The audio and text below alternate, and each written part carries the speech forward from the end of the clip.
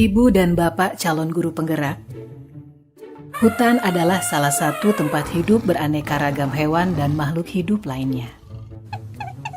Hutan merupakan rumah bagi mereka.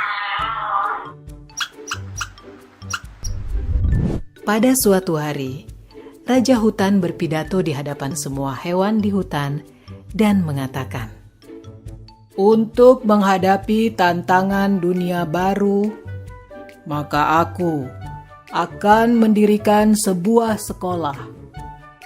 Semua anak-anak hewan yang ada di hutan diwajibkan untuk bersekolah." Tanggapan masyarakat hutan setelah mendengar perintah sang Raja Hutan tentang kewajiban anak-anak harus bersekolah sangatlah beragam. Jadi terdengar keriuhannya. Mereka mendiskusikan kurikulum yang harus diajarkan di sekolah hewan tersebut. Semua memiliki pendapat yang berbeda. Pagi yang cerah, warga hutan mengantar anak-anak mereka ke sekolah hewan untuk mendaftar masuk sekolah. Mereka antri dengan tertib berbaris. Warga hutan beserta anaknya dijelaskan oleh jerapah, sang kepala sekolah, bahwa sekolah hewan tersebut telah memutuskan untuk mengadopsi kurikulum kegiatan yang terdiri dari berlari, memanjat, berenang, dan terbang. Agar lebih mudah pengelolaan kurikulumnya, maka semua hewan wajib mengambil dan mengikuti semua mata pelajaran. Bebek sangat bagus dalam berenang. Bahkan ia lebih baik dari instrukturnya. Tapi dalam ujian terbang, nilainya hanya pas-pasan. Untungnya, ia tetap lulus ujian terbang tersebut. Yang membuat dia sedih adalah hasil ujian berlarinya. Ia mendapatkan nilai yang sangat buruk karena dia sangat lamban dalam berlari. Padahal, bebek sudah berusaha dengan sangat keras. Dia harus tinggal di sekolah setelah sekolah usai untuk latihan berlari ini. Dia bahkan juga terpaksa meninggalkan hobinya berenang untuk menambah jam latihan berlarinya. Dia berlatih sangat keras hingga selaput kakinya robek. Akibatnya, ia pun tidak bisa menunjukkan hasil yang baik bahkan dalam ujian renang karena masalah dengan kakinya tersebut. Bebek pun gagal di ujian berlari dan hanya mendapat nilai rata-rata dalam ujian berenang. Bebek sedih sekali mendapat nilai rata-rata. Tapi di sekolah tidak ada yang peduli dengan kesedihannya.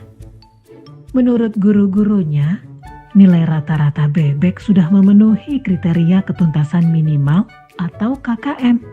Jadi tidak masalah.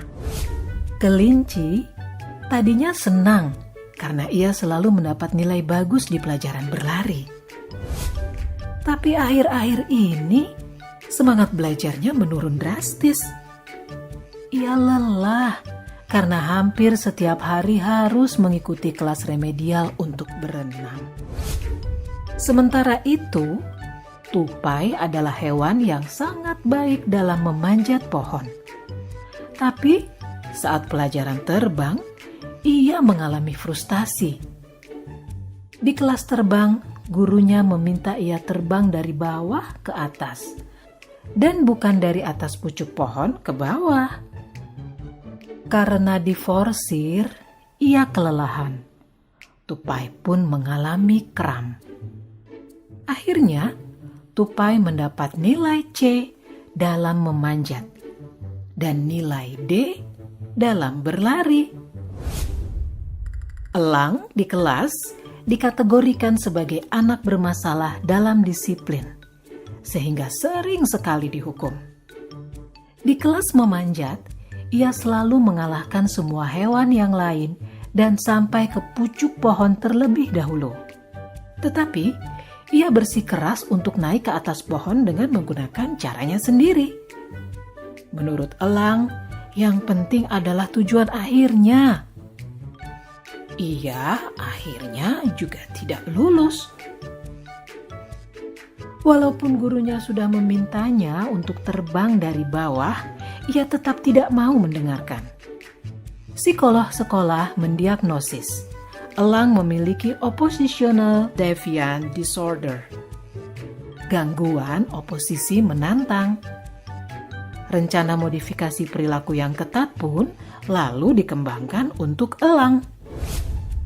Pada akhir tahun, seekor ular yang kebetulan bisa berenang sedikit, berlari sedikit, memanjat, dan terbang sedikit, memiliki nilai rata-rata tertinggi di antara para hewan. Sebagai murid yang dianggap terbaik, ia diminta mengucapkan pidato akhir tahun mewakili hewan-hewan lainnya. Anjing-anjing padang rumput memutuskan tidak bersekolah karena tidak ada kurikulum menggali.